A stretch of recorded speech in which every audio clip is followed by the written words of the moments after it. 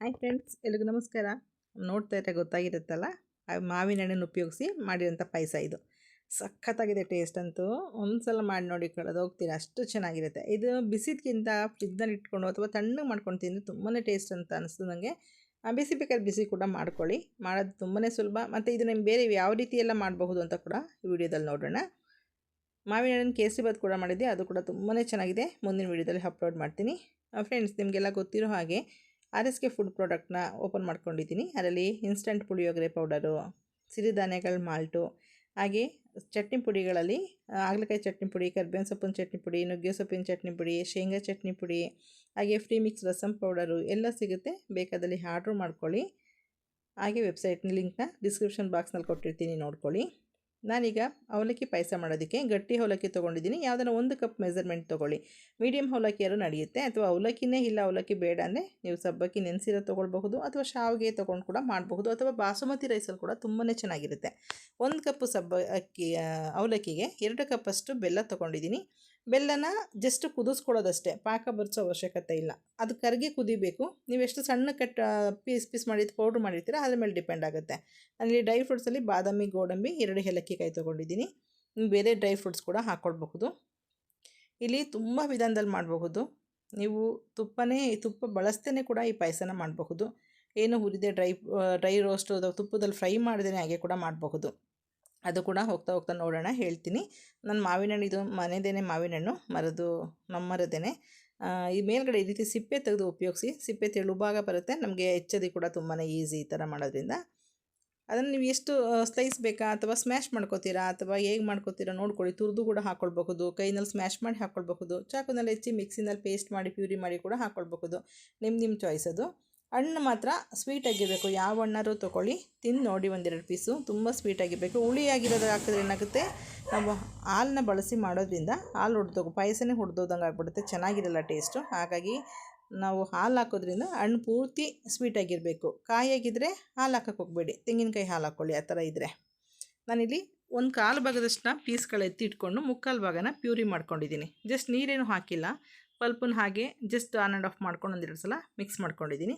ಬೆಲ್ಲ ಚೆನ್ನಾಗಿ ನೆಂದಿದೆ. ನೆನೆಸ್ಬಿಟ್ಟು ಕುದಿಯೋಕ್ಕಿಟ್ರೆ ನಿಮ್ಗೆ 1-2 ನಿಮಿಷದಲ್ಲಿ ಅದು ಚೆನ್ನಾಗಿ ಕುದ್ಬಿಡುತ್ತೆ. ನಮ್ಗೆ ಗ್ಯಾಸ್ ಕೂಡ ಸೇವ್ ಆಗುತ್ತೆ. ನಾವಿಲ್ಲಿ ಡ್ರೈ ಫ್ರೂಟ್ಸ್ ಏನಿದೆ, ಬಾದಾಮಿ, ಗೋಡಂಬಿ, ಅದನ್ನು ಫ್ರೈ ಮಾಡ್ಕೊಳ್ಳೋಕ್ಕೆ ಅಂತೇಳಿ 1-2 ಸ್ಪೂನಷ್ಟು ತುಪ್ಪ ಹಾಕ್ಕೊಂಡಿದ್ದೀನಿ. ತುಪ್ಪ ಬೇಡ ಅಂದರೆ ಪೂರ್ತಿ ಅವಲಕ್ಕಿನ ನೆನೆಸ್ಬಿಡಿ ನೀರಲ್ಲಿ, ಹಾಲಲ್ಲಿ ಕುದಿಯೋಕ್ಕಿಡಿ. ಹಾಲಲ್ಲಿ ಬೇಯುವಾಗ ಡ್ರೈ ಫ್ರೂಟ್ಸ್ ಹಾಕ್ಕೊಳ್ಳಿ. ತುಪ್ಪದ ಅವಶ್ಯಕತೆಯೇ ಬರೋದಿಲ್ಲ ಅವಾಗ. ಆ ಥರ ಕೂಡ ಮಾಡ್ಕೊಳ್ಬಹುದು. ನಾನಿಲ್ಲಿ ಬಾದಾಮಿ, ಗೋಡಂಬಿನ ಸ್ವಲ್ಪ ಫ್ರೈ ಮಾಡಿ ತೆಗೆದು ಇಟ್ಕೊಳ್ತಾ ಇದ್ದೀನಿ. ನಾನಿಲ್ಲಿ ದ್ರಾಕ್ಷಿ ಹಾಕ್ತಾಯಿಲ್ಲ.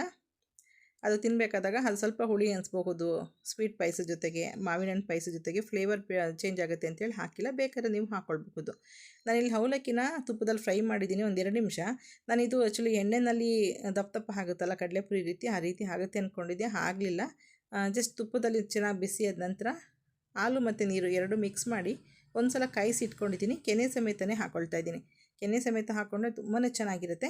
ಇದಕ್ಕೆ ಎಕ್ಸ್ಟ್ರಾ ಫ್ಲೇವರಾಗಿ ನೀವು ಬಾದಾಮ್ ಪುಡಿ ಹಾಕ್ಕೊಳ್ಬಹುದು, ಅಥವಾ ಇನ್ನೂ ಗಟ್ಟಿ ಬೇಕಂದರೆ ಕಾರ್ನ್ಫ್ಲೋರ್ ಹಾಕ್ಕೊಳ್ಬಹುದು, ಕಸ್ಟರ್ಡ್ ಪುಡಿ ಕೂಡ ಹಾಕ್ಕೊಂಡು ಮಾಡ್ಕೊಳ್ಬಹುದು. ನಾನು ಇಲ್ಲಿ ಏನೂ ಬಳಸ್ತಿಲ್ಲ, ತುಂಬ ಸಿಂಪಲಾಗಿ ಬರೀ ಹಾಲಲ್ಲೇ ಮಾಡ್ತಾಯಿದ್ದೀನಿ. ಇದು ಕೂಡ ತುಂಬಾ ಚೆನ್ನಾಗಿದೆ.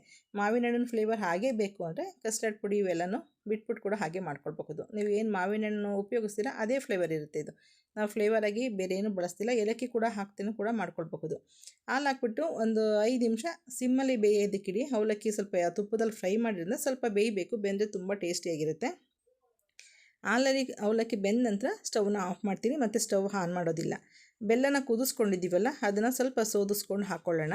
ಬೆಲ್ಲದ ನೀರನ್ನ ಕೆಲವೊಂದು ಸಲ ಹಾಕಿ ಕುದಿಸಿದಾಗ ಹಾಲು ಹಾಕಿರೋದ್ರಿಂದ ಹೊಡೆದೋಗೋ ಚಾನ್ಸ್ ಇರುತ್ತೆ, ಆವಾಗ ಇಡೀ ಪಾಯಸ ಹಾಳಾಗುತ್ತೆ. ಹಾಗಾಗಿ ಬೆಲ್ಲ ನೀರನ್ನ ಕುದಿಸ್ಕೊಂಡು ಕೊನೆಯಲ್ಲಿ ಈ ರೀತಿ ಮಿಕ್ಸ್ ಮಾಡ್ಕೊಳ್ಳಿ. ಮಿಕ್ಸ್ ಮಾಡ್ಕೊಂಡು ಒಂದು 5 ನಿಮಿಷ ಮುಚ್ಚಿಡಿ. ಅವಲಕ್ಕಿ ಚೆನ್ನಾಗಿ ಸ್ವೀಟ್ನೆಲ್ಲ ಅಬ್ಸರ್ವ್ ಮಾಡ್ಕೊಳ್ಳುತ್ತೆ. ನಂತರ ಅದೇ ಪಾಯಸಕ್ಕೆ ರುಬ್ಬಿರೋಂಥ ಪ್ಯೂರಿ ಹಾಕೋತಿದ್ದೀನಿ, ಮಾವಿನ ಹಣ್ಣಿನ ಪ್ಯೂರಿ. ಇದನ್ನು ಕುದಿಸೋ ಅವಶ್ಯಕತೆ ಇಲ್ಲ, ಫ್ಲೇವರ್ ಚೆನ್ನಾಗಿರಲ್ಲ ಕುದಿಸಿದ್ರೆ. ನನಗಿಷ್ಟ ಆಗಲಿಲ್ಲ, ಹಾಗಾಗಿ ಇದನ್ನು ಕುದಿಸ್ಲಿಲ್ಲ. ಜಸ್ಟ್ ಹಾಗೇನೇ ಬೆಲ್ಲ ಹಾಕಿದ್ಮೇಲೆ ಇದನ್ನು ಹಾಕ್ಬಿಟ್ಟು ಚೆನ್ನಾಗಿ ಮಿಕ್ಸ್ ಆಗೋ ರೀತಿಯಲ್ಲಿ ಈ ರೀತಿ ಮಿಕ್ಸ್ ಮಾಡ್ಕೊಳ್ಳಿ. 1-2 ಸೆಕೆಂಡ್ ಮಿಕ್ಸ್ ಮಾಡಿದ್ರೆ ಸಾಕು.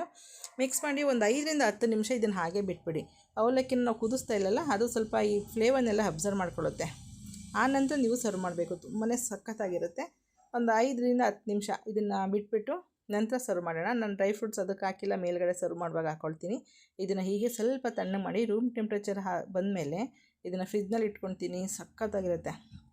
ಸ್ಕೂಲಿಂದ ಬಂದ ತಕ್ಷಣ ಮಕ್ಳಿಗೆ ಏನಾದ್ರು ಕೊಡಬೇಕಂದಾಗ ಈ ಥರ ಎಲ್ದಿ ಏನಾದ್ರು ಮಾಡಿ ನೀವು ಕೊಡಬಹುದು. ಅವಲಕ್ಕಿ ಬದಲಿಗೆ ನಾನು ಆವಾಗಲೇ ಹೇಳ್ದಂಗೆ ಶಾವಿಗೆ ಹಾಕ್ಕೊಳ್ಬಹುದು, ಬಾಸ್ಮತಿ ರೈಸ್ ಹಾಕ್ಕೊಳ್ಬಹುದು, ಸ್ವಲ್ಪ ರವೆ ಹಾಕಿ ಕೂಡ ಮಾಡಬಹುದು. ಸಬ್ಬಕ್ಕಿ ಕೂಡ ತುಂಬಾ ಚೆನ್ನಾಗಿರುತ್ತೆ ಹೆಲ್ತ್ಗೆ, ಅದನ್ನು ಮಾಡಬಹುದು. ಈ ಹಾಲು ಜೊತೆಗೆ ನೀವು ಹಾಲಿಗಿಂತ ಕಾಯಿ ಹಾಲು ಹಾಕಿದ್ರೆ ಇನ್ನೂ ಟೇಸ್ಟಿಯಾಗಿರುತ್ತೆ. ಆ ಥರ ಕೂಡ ಟ್ರೈ ಮಾಡಬಹುದು. ನೋಡಿದ್ರಲ್ಲ ಎಷ್ಟು ಸಿಂಪಲಾಗಿ ರುಚಿಯಾಗಿ ಮಾಡ್ಕೊಳ್ಬೋದು ಅಂತೇಳಿ. ಇದನ್ನು ಬೇರೆ ರೀತಿ ಮಾಡ್ತೀವಿ ಅಂತ ನಿಮಗೆ ಅನಿಸಿದ್ರೆ ಕಮೆಂಟ್ ಮೂಲಕ ತಿಳಿಸಿ. ಈ ವಿಡಿಯೋ ನೋಡಿದ್ದಕ್ಕೆ ಎಲ್ರಿಗೂ ಧನ್ಯವಾದಗಳು. ಹಾಗೆ ನನ್ನ ವೆಬ್ಸೈಟ್ ಲಿಂಕ್ನ ಡಿಸ್ಕ್ರಿಪ್ಷನ್ ಬಾಕ್ಸ್ನಲ್ಲಿ ಕೊಟ್ಟಿರ್ತೀನಿ, ವಿಸಿಟ್ ಮಾಡಿ. ಈ ವಿಡಿಯೋ ನೋಡಿದ್ದಕ್ಕೆ ಎಲ್ರಿಗೂ ಮತ್ತೊಮ್ಮೆ ಧನ್ಯವಾದಗಳು. Okay, bye, thank you.